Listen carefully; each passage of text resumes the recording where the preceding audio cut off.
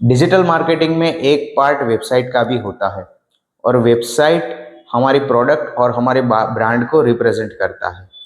तो जब हमारी वेबसाइट हमारे प्रोडक्ट या ब्रांड को रिप्रेजेंट करता है तो हमें उसका ट्रैकिंग रखना भी बहुत ज़रूरी होता है और उससे ही हमें पता चलता है कि हमें डिजिटल मार्केटिंग में क्या स्ट्रेटेजी बनानी है, कैसे बनानी है और हमें लोगों तक कैसे पहुंचना है।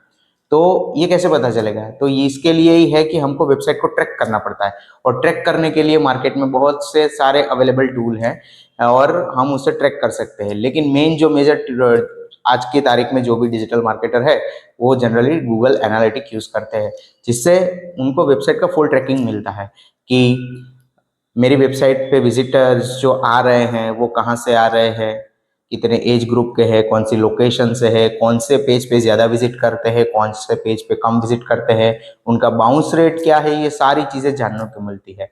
तो आज हम इसी गूगल एनालिटिक के बारे में बात करेंगे और गूगल एनालिटिक कैसे सेट करें ये भी दिखाएंगे।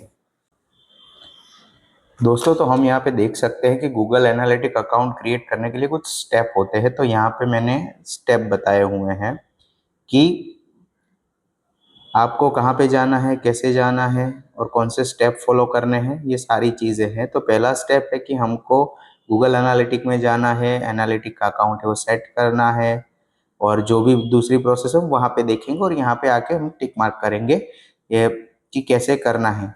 तो यहाँ पे मैं यहाँ पे देख रहा हूँ मेरी ये वेबसाइट है और ये वेबसाइट के लिए अब हम क्या करेंगे कि इसका गूगल अकाउंट सेट करेंगे। तो उसके लिए क्या करना है, पहला ही पॉइंट था हमारा कि गूगल एनालिटिक्स पे हमको जाना है।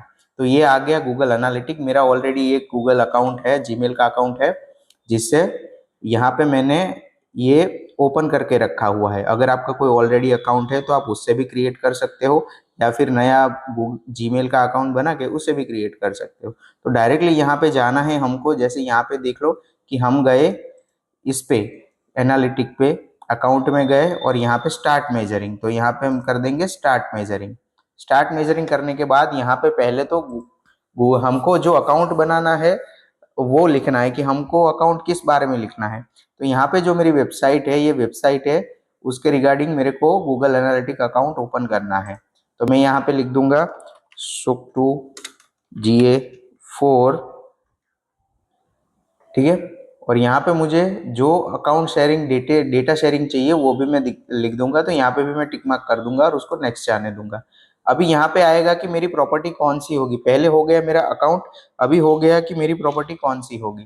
तो मेरा प्रॉपर्टी का नाम भी मैं सेम ही रखता हूँ कि SOAK2 GA4, ठीक है। और यहाँ पे मैं एक्चुअली ये जो वेबसाइट है उसको मुझे यूनाइटेड स्टेट से मुझे डेटा लेना है, तो मैं यहाँ पे US रखूंगा। अदरवाइज आप अपने हिसाब से जो अपनी कंट्री है उसके हिसाब से रख सकते हो। आप चाहे तो इंडिया भी कर सकते हो या फिर USA कर सकते हो। फिलहाल मैं अभी USA रहने देता हूँ और मेरा जो टाइम है वो भी सेम है और करेंसी मेरी US डॉलर में ही रहेंगी। आप अपने हिसाब से करेंसी चेंज कर सकते हो। मैंने नेक्स्ट किया तो यहाँ पे मुझे कुछ डिटेल डालने को बोल रहा है कि मेरा बिजनेस क्या है। तो हमको यहाँ पे बिजनेस की डिटेल डालनी है कि पहले तो है कि कैटेगरी मेरा बिजनेस है वो किस कैटेगरी में फॉल होता है। तो यहाँ पे मैं लिख दूंगा इनको, जो मेरी कैटेगरी है वो मैं यहाँ पे दे दूंगा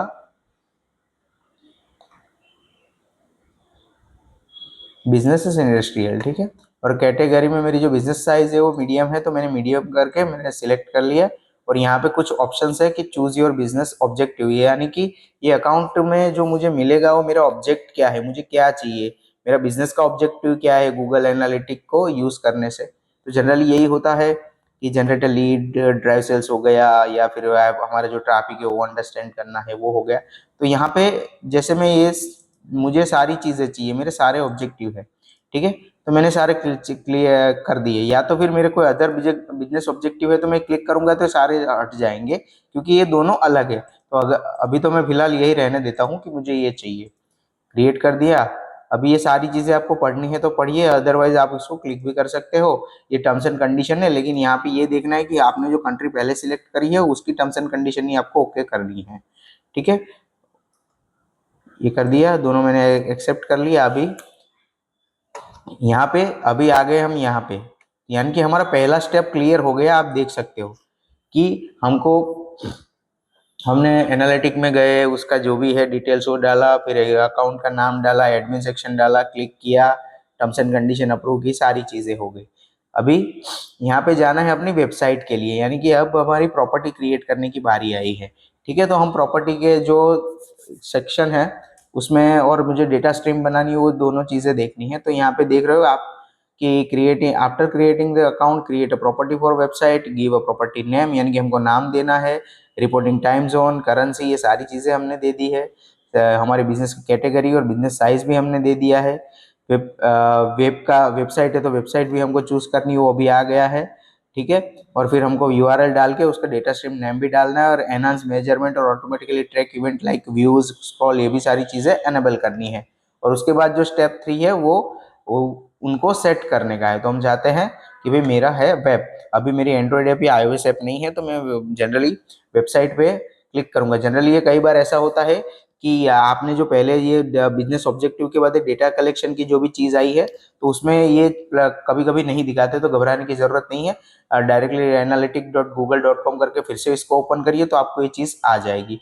और अभी आप इसको स्किप भी कर सकते हो, अदरवाइज आपको कोई नहीं करना है। तो मैं अभी यहाँ पे मेरी वेबसाइट ऐड करूँगा, जो मेरी वेबसाइट है soap2.in, और यहाँ पे मैंने ये मेरी वेबसाइट डाली, ये HTTPS है, तो मैं ऑलरेडी SSL लगा हुआ है तो मैं हटा दूंगा, और मेरी वेबसाइट का नाम भी मैं दे दूंगा soap2GA4। ठीक है, और इसको क्रिएट एंड कंटिन्यू करूंगा। तो यहाँ पे क्या होगा कि ये स्ट्रीम मेरी एक बन गई है, कलेक्शन, डेटा कलेक्शन का मेरा एक प्रॉपर्टी बन गई है, और ये प्रॉपर्टी आईडी है। तो यहाँ से मैं देखूंगा कि जैसे मैंने यहाँ पे क्लिक किया, यहाँ पे मैं क्लिक करता हूँ, तो मुझे यहाँ पे कुछ चीज़ें हैं कि मुझे ये डेटा का टैग इंस्ट्रक्शन दे रहा है कि कहाँ कैसे टैग करना है। ये मेरा मेजरमेंट आईडी है जो आप गूगल टैग मैनेजर में यूज़ कर सकते हैं। ये आपकी स्ट्रीम आईडी है, यानी कि यहाँ की आईडी है। तो जनरली मैं ऐसा करता हूँ कि यहाँ से है ना, मैं हमेशा एक मैनुअल प्रोसेस करता हूँ कि इसका जो कोड है वो मुझे चाहिए मेरे वेबसाइट में, यानी कि ये हम वो कोड अपनी वेबसाइट में डालेंगे तभी जाके गूगल हमारी वेबसाइट का जो एक्चुअल डेटा है उसको ट्रैक कर पाएगा। तो हम यहाँ पे जाएंगे,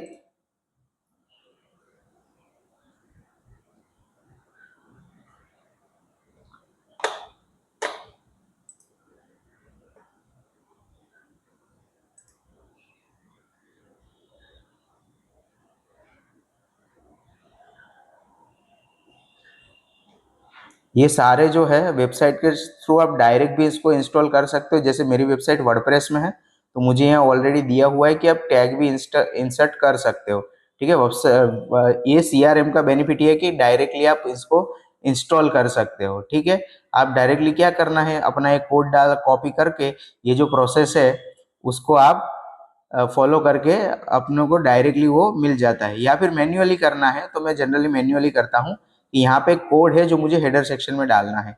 तो मैं क्या करूँगा, जनरली मैं यही प्रोसेस फॉलो करता हूँ ताकि मेरा जो अकाउंट है इजीली कनेक्ट हो सके। तो यहाँ पे मैं जाऊँगा, यहाँ पे मैं ऑलरेडी मैं डैशबोर्ड में जाके, इसमें अभी एक चीज़ है कि आपको जैसे ये हो कि भाई मैं वर्डप्रेस में कहाँ से डालूँ मैन्युअली कोड, तो यहाँ पे कुछ नहीं है, आपको जस्ट जाना है प्लगइन में। प्लगइन में जाके बहुत सारे प्लगइन यहाँ पे अवेलेबल होते हैं, वो आप कर सकते हो। जैसे मान लीजिए कि यहाँ पे मेरा एक प्लगइन है वो AISEO है, वो मैंने ऑलरेडी डाला हुआ है। ठीक है, तो उससे भी मैं कर सकता हूँ।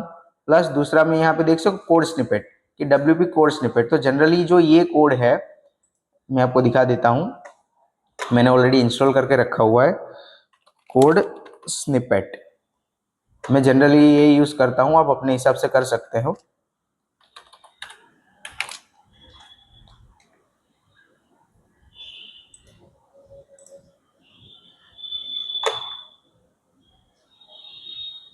ये रहा मेरा ऑलरेडी अब इंस्टॉल्ड है।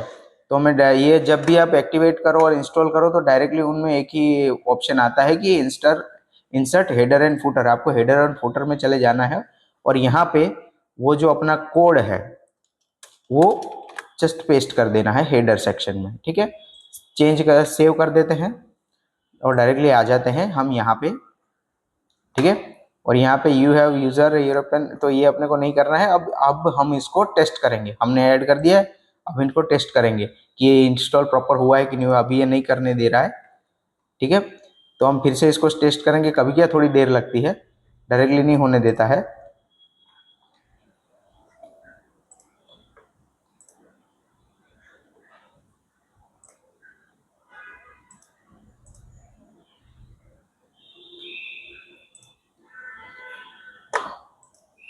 हम इसको फिर से सेव कर लेते हैं।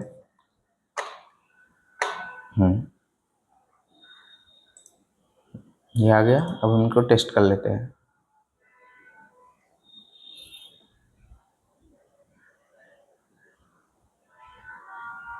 ये ग्रीन मार्क आ गया, यानी कि कोड जो टैग है हमारा, कोड है वो प्रॉपर्ली इंस्टॉल हो चुका है। ठीक है। अभी यहाँ पे data collection agent active your website if you install tag more than 48 hours ago make sure they setup correctly. तो हमने ये 48 आवर्स वो हमारा जो डेटा है उसको फैच करने में लेता है। तो हमारा कोड ऑलरेडी इंस्टॉल हो चुका है। अभी हमको वो डेटा जब कलेक्ट होगा तो वो हमको दिखाना शुरू करेंगे। आप यहाँ पे देख सकते हो डेटा कलेक्शन इज पेंडिंग। ठीक है। अब यहाँ से हम सीधा होम पे चले जाते हैं, तो ये हमारा होम आ जाएगा और हमको ये आपके ऊपर कि आपको इसको करना है नहीं करना है, मैं सारे कर देता हूँ। ठीक है। और ये आ गया हमारा डैशबोर्ड।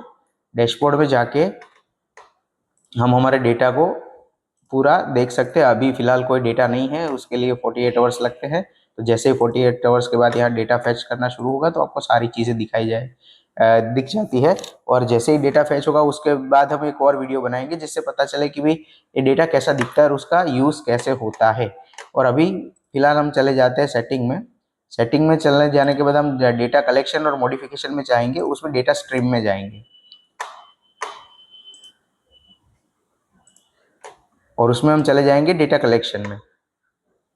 तो यहाँ पे जो भी है कि भाई ये सिंगल डेटाबेस कलेक्शन, तो मैं इसको टर्न ऑन कर देता हूँ हमेशा के लिए। और इसको भी यूजर प्रोवाइडेड डेटा कलेक्शन भी मैं टर्न ऑन कर देता हूँ। अभी मेन चीज़ ये है कि डेटा रिटेंशन। मेनली क्या होता है कि गूगल पहले सालों सालों का जो भी डेटा है वो रखता था, लेकिन अभी गूगल के पास इतनी भी स्पेस नहीं है या फिर अपने को परचेस करनी पड़ती है फ्री के अकाउंट में जो भी है। तो इस तरीके का रहता है कि अगर हमको इवेंट का डेटा चाहिए तो ऑलरेडी बाय डिफॉल्ट 2 महीने का डेटा ही सेव रखता है, उसके बाद का डेटा अपने को मिलता नहीं है। तो यहाँ पे आके हम इसको दोनों को 14 मंथ कर देंगे, तो ताकि हमको 14 मंथ का डेटा लास्ट का मिले ही मिले। तो ये पहली चीज़ गूगल एनालिटिक्स सेव करने के बाद ध्यान रखनी है। ये हो गया, values are updated successfully. Consent हो गया है, कंसेंट भी एक बार चेक कर लेना है। तो ये दोस्तों हमारा जो गूगल एनालिटिक का पूरा जो हमारा अकाउंट है वो सेट हो चुका है और हमको डेटा मिलना शुरू हो जाएगा। जैसे ही ये गूगल एनालिटिक का भी डेटा कैसे आता है, उसको कैसे काउंट किया जाता है, कैसे नहीं होता है, उसकी की इवेंट कैसे होती है, उसके भी ऊपर एक वीडियो बनाएंगे जिससे हमको पता चले कि भाई ये कैसे होता है।